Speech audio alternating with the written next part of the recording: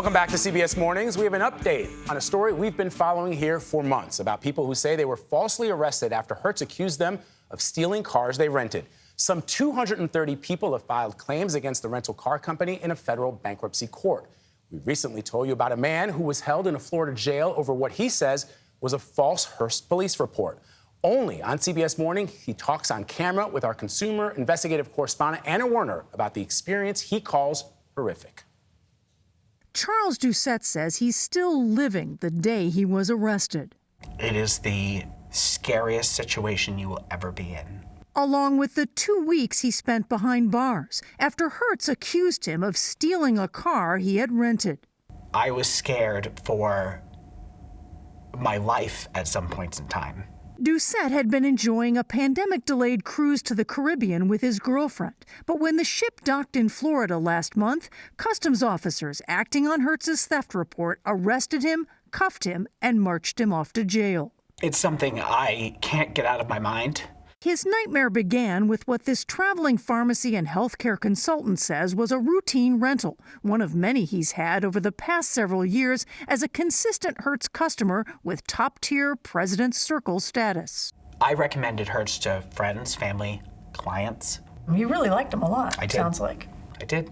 In November 2020, Doucette says he had once again rented a car from Hertz for his business, this time in Salt Lake City, extending the rental several times through March.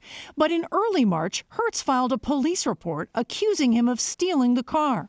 Police stopped him in Arizona and towed the car. He says he assumed it was a mistake, especially since that same day, Doucette's bank statement shows Hertz charged his credit card nearly $4,000, payment for the rental in full. He says he thought it was resolved, but an Arizona court later issued a warrant, which led to his arrest on that cruise ship in Florida. I can still see myself, almost from like a third-party view, coming down the gangway of the boat in handcuffs. What does that moment feel like to you when you think about that? It's embarrassing. It's demeaning. Until you live that moment, you really can't put it into words.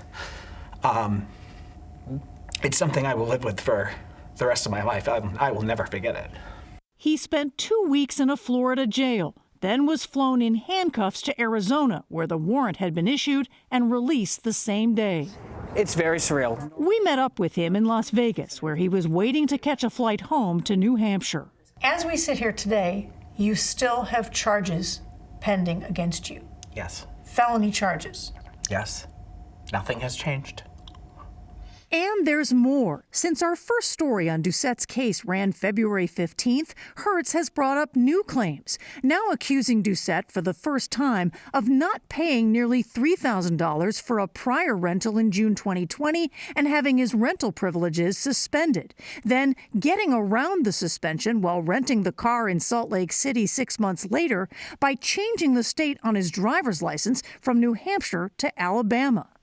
Their accusations are absurd. Plainly put, absurd and blatantly false. Have you ever had a rental that you didn't pay for? No.